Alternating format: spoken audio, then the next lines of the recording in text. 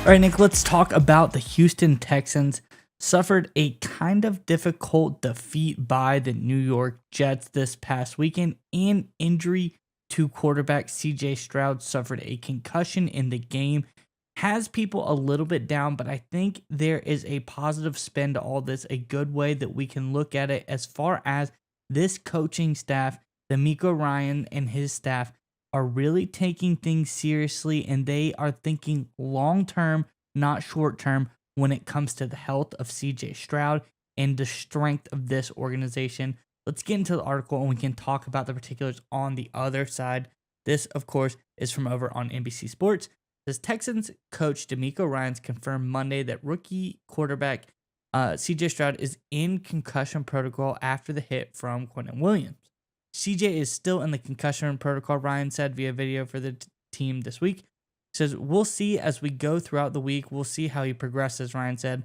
This just has to run its course, and I don't think many guys have come back the following week after a concussion.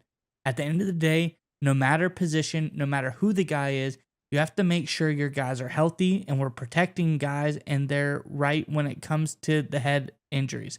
We have to make sure we're protecting all of our guys. It's more about their long-term health as opposed to everybody just gets excited about the next game, the next opportunity.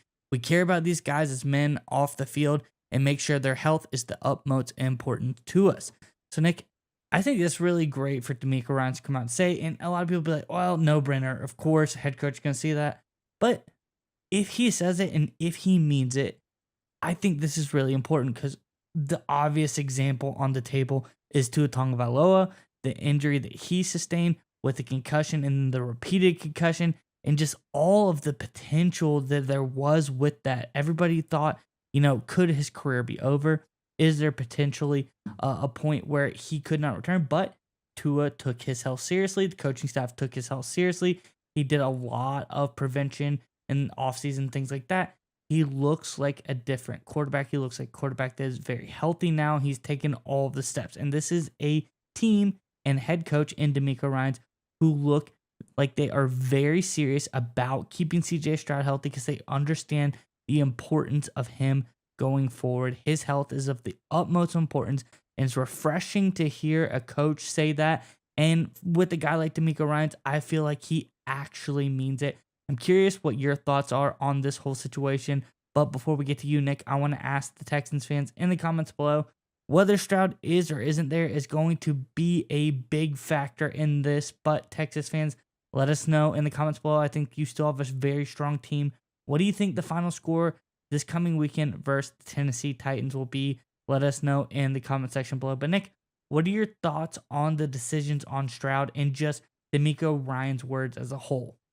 Yeah, so the first word that popped to my mind was smart. Because look, there's a lot of examples in recent NFL histories of exciting young quarterbacks. They come out of the gate and they're gangbusters really early on.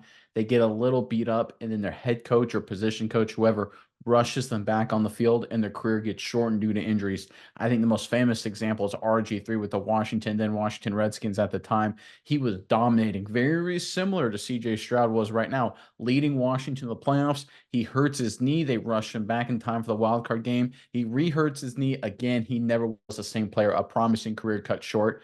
Right now, if you're the Houston Texans, you know you have your quarterback of the future. You crushed it.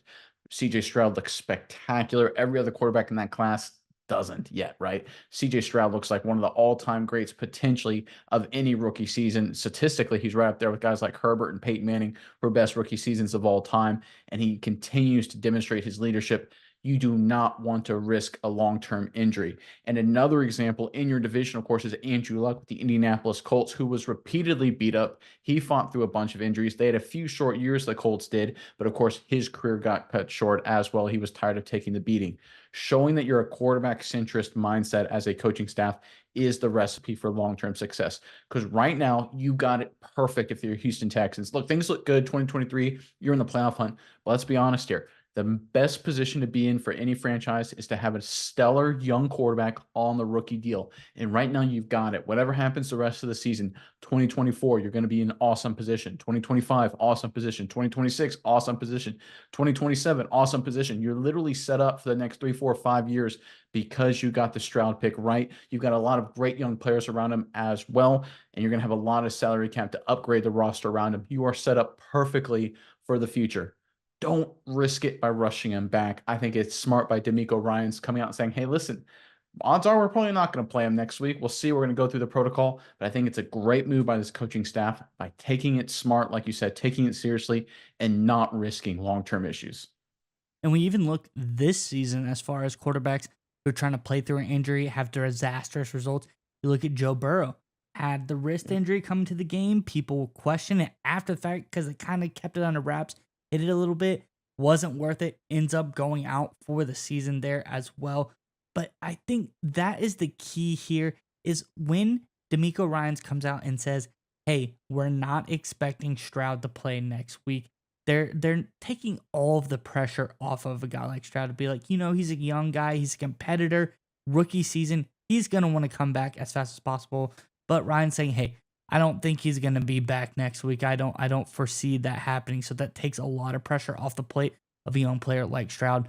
I really like that aspect of things, and that just shows a strong leadership role from a guy like DeMeco Ryans. But like you said, Nick, just everything that you have in Stroud, you got the pick right. There's no reason to rush it because the fact of the matter is we're probably talking about one game here. He's going to be back the following week, most likely, seeing as how most regular concussions play out. So I think the Texans are a really good shot. I think they're probably still in a good position to make the playoffs. Even if Stroud is to miss one game, it is not going to be detrimental to their season. So take the smart road, keep him healthy, look towards the long-term success because you're going to have 3, 4, 5 years at least on this rookie deal where he's going to be a very, very promising player. And there's one final point I want to end on, and it's sort of something that is kind of sneaking under the radar with this Texans team. You better believe that Nick Caserio and DeMeco Ryans have a great relationship because I guarantee you if DeMeco Ryans was worried that Caserio was looking over his shoulder trying to battle for every win, DeMeco Ryans may feel tempted to play CJ Stroud. But Caserio and Ryans are on the same page because they're like, hey, listen, DeMeco, hey, if we miss the playoffs this year, cool. It was a lot better than we expected. We're building for the future. We're all on the same page. This move right here, this indication from Coach Ryans to me is a sign that both him and the GM are on the same page with an eye towards the long term. And when you've got the GM on the right level, when you got the head coach on the right level, and you've got the quarterback position knocked down, you're in a great position for long-term success. Doing the right thing here and avoiding serious injury will make sure there will be no serious risk to that long-term success. And I tell you what, Texans fans, I know a tough loss against the Jets. Injuries are kind of stinking at this point, but in terms of the future, it's hard to be brighter than you are right now.